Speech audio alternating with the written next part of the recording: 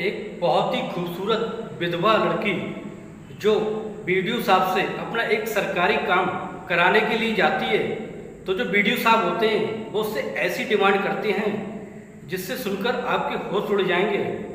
तो नमस्कार दोस्तों, क्राइम स्टोरी में आपका स्वागत है। आज हम बात करने जा रहे हैं एक ऐसी सच्ची घटना के बारे में जिसे सुनकर आप भी हैरान हो जाओगे। अगर दोस्तों आप हमारे चैनल पर नए हैं तो हमारे चैनल को सब्सक्राइब जरूर कर लें। तो दोस्तों ये घटना है उत्तर प्रदेश के बिजनौर जिले के छोटे से गांव की लड़की जिसका नाम निर्मला होता है। बहुत ही खूबसूरत लड़की होती है जिसका नाम निर्मला होता है और उसके पति का नाम रोशन होता है। दोनों की बड़ी अच्छी जिंदगी गुजर रही होती है, दोनों शादीशुदा होते हैं और उनका एक 2 साल का बच्चा होता है और इस तरह से वो अपनी ज़िंदगी को गुजार रहे होते हैं। रोशन जो मेहनत मजदूरी कर रहा होता है, मेहनत मजदूरी करके अपनी पत्नी और बच्चे का गुजारा कर रहा होता है। लेकिन क्या पता होता है कि एक दिन नई जवान लड़की जो निर्मला होती है, नई जवान कली खिली हुई होती है, वो एक दिन मुरझा जाएगी, ये किसी को नहीं पता होता है। क्योंकि एक दिन ऐसा होता है कि जो रोशन होता है खेत में मजदूरी करने गया होता है, उसको सांप के डसने से उसकी मौत हो जाती है। तब निर्मला पर जो है दुखों का पहाड़ टूट पड़ता है और निर्मला जो होती है वो एकदम सी टूट जाती है। भरी जवानी में एक खूबसूरत लड़की का क्या हाल होता है ये सिर्फ निर्मला ही जानती थी। उसके बाद उसके दुखों का पहाड़ टूट पड़ता है और उसका जो 2 साल का बच्चा होता है उस पर उसकी जिम्मेदारी आ जाती है। अब निर्मला आज तक घर से बाहर नहीं निकली थी। निर्मला एक इज्जतदार लड़की थी जिसका खूबसूरत बदन था, जिसे हर कोई देखकर उस पर अपनी जान लुटाने के लिए तैयार रहता था। इसलिए वो किसी की नज़र ना पड़े इसलिए वो घर से बाहर नहीं निकलती थी। लेकिन क्या पता था एक दिन ऐसा आ गया उसे मेहनत मजदूरी करने के लिए, अपना घर बार चलाने के लिए घर से बाहर निकलना पड़ेगा। वो मेहनत मजदूरी करने के लिए घर से बाहर निकलने लगती है और जो महिलाएं होती हैं जो मजदूरी करती हैं उनके साथ वो काम करने लगती है। तो एक दिन वो गांव के सरपंच से मिलकर कहती है कि उसके पति का जो मृत्यु हुई थी उसका मुआवजा जो सरकार द्वारा लगभग 20,000 का मुआवजा मिलना था। तो सरपंच जी कहते हैं कि तुम विकास भवन में चले जाओ, वहाँ बीडीओ साहब होंगे, उनसे जाकर ये कहना कि सरपंच साहब ने भेजा है। जैसे ही निर्मला अगले दिन बीडीओ साहब के पास पहुँचती है तो बीडीओ साहब उसको नीचे से ऊपर तक निहारते हैं। कुछ देर तक उनकी नज़र जो होती है वो एक गंदी नज़र से वो उसको देख रहे होते हैं। इस बात को निर्मला भी समझने लगती है क्योंकि निर्मला अभी जवान हुई थी, जिसकी शादी हुई और वो एक विधवा हो गई थी। अब उसकी ज़िंदगी जो थी वो एक बहुत ही खतरनाक मोड़ पर आ गई थी। इस तरह से फिर बीडीओ साहब उसका निहारने लगते हैं और फिर पूछते हैं सुनाओ यहाँ किस तरह से आना हुआ। तो निर्मला अपना परिचय देती है तो बीडीओ साहब कहते हैं कि सरपंच साहब ने भेजा है।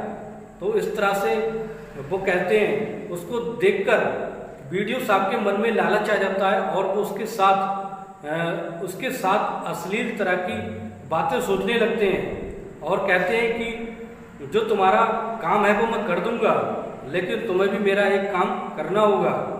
तो फिर वो इस तरह से उसका फार्म लेकर उसको भर देते हैं क्योंकि उसका जो पति की मृत्यु हुई थी, जो मुआवजा उसको मिलना था, उसका फार्म वो खुद ही भर देते हैं बीडीओ साहब, क्योंकि उसकी नज़र जो होती है वो निर्मला के जिस्म पर होती है और वो चाहते हैं कि उसके साथ एक रात बिताना चाहते हैं। लेकिन दोस्तों फिर ऐसा होता है कि उसका फार्म भर जाता है और वो घर पर आ जाती है। फिर अगले दिन फिर बीडीओ साहब फ़ोन करके निर्मला को बुलाते हैं। अब बुलाने के बाद फिर निर्मला इसी तरह से बीडीओ साहब के पास पहुंच जाती है। फिर बीडीओ साहब कहते हैं तुम्हें जिस चीज़ की ज़रूरत है वो मैं पूरी कर सकता हूं और इसलिए तुम्हें मेरा एक काम करना होगा। तो निर्मला उसकी बात को समझ नहीं पाती बीडीओ साहब की और सोचती हो सकता है कोई पैसों वाला काम होगा जिससे वो कर सकती है। तो वो निर्मला जो होती है हाँ में हाँ मिला देती है। फिर ऐसा होता है कि वो फार्म भर के बीडीओ साहब कहते हैं कि तुम्हें मेरी दावत करनी हो। फिर इस तरह से निर्मला जो होती है वो उनकी दावत करती है, वो अपने घर पर बुलाती है बीडीओ साहब को। फिर जैसे ही बीडीओ साहब अगले दिन उसके घर पर पहुंचते हैं तो निर्मला नहा धोकर और अच्छे कपड़े पहनकर एक खूबसूरत सी और ज़्यादा खूबसूरत लगने लगती है। और जैसे ही वो घर पर बीडीओ साहब घर पर पहुंचते हैं तो वो तरह तरह के पकवान बनाती है और उनके लिए अच्छे से अच्छा खाने पीने का इंतजाम करती है।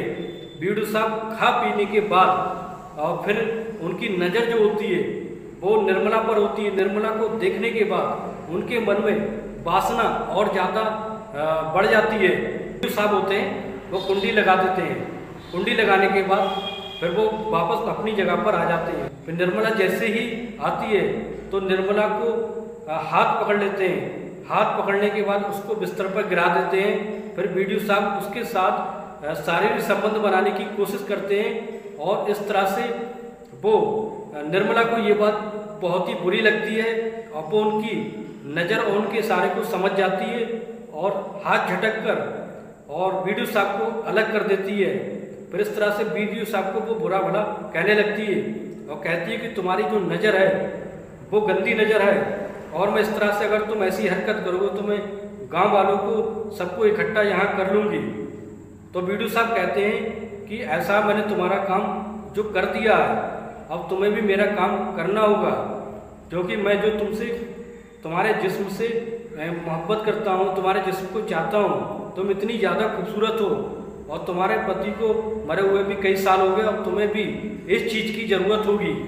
तो निर्मला कहती है कि मैं ऐसी वैसी लड़की नहीं हूँ, मैं शरीफ लड़की हूँ और इस तरह से अगर तुम ऐसी वैसी हरकत करोगे तो मैं गांव वालों को इकट्ठा करके तुम्हारे गांव वालों को इकट्ठा करने के बाद तुम्हारी पिटाई कराऊंगी और तुम्हें नौकरी से सस्पेंड करा दूंगी।